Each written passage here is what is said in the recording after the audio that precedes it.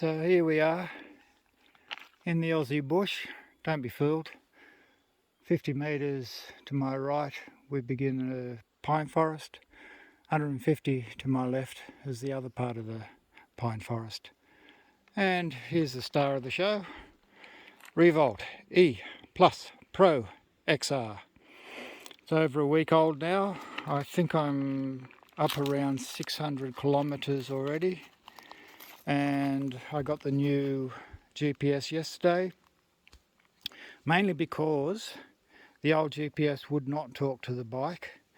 The ride control app wasn't happy talking to the bike, so I got the new GPS and it won't stop talking to the bike, which is fantastic. So as you can see, this is the screen I've come up with only about half an hour ago.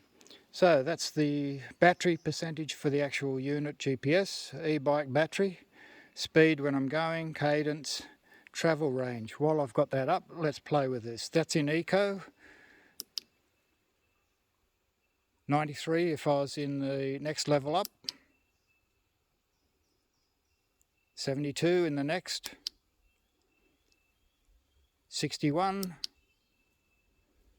And that's in the highest power, so if I rode in highest power I'd get a range of around 50 kilometres.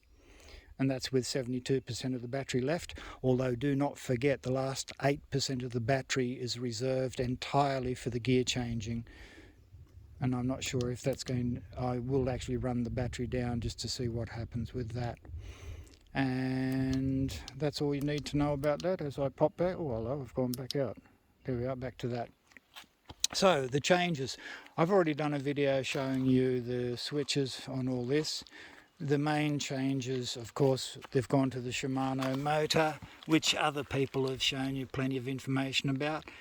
I suppose the strangest little changes they've made is instead of having the little levers on for undoing your wheels, you have absolutely no levers here, but they supply you with one lever that has an Allen key to it so that you can do your tyres and wheels with it, which was good because the old setup they had, whenever you put a stand on and the lever was on that side there, you had to undo the bolt from the middle of the lever and use it as a socket anyway, or you'd have to take your bloody stand off just to take your tyre off.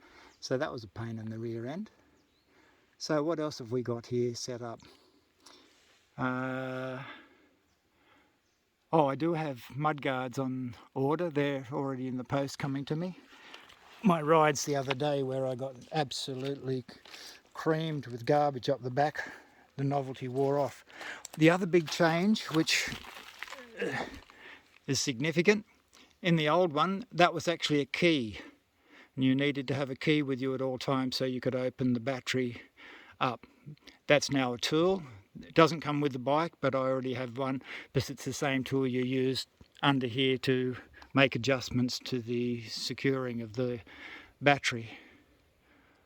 I'm huffing and puffing. Oh, by the way, with this bike, I did insist on having tubes in the tyres. It's just that I pretty much torture the tyres.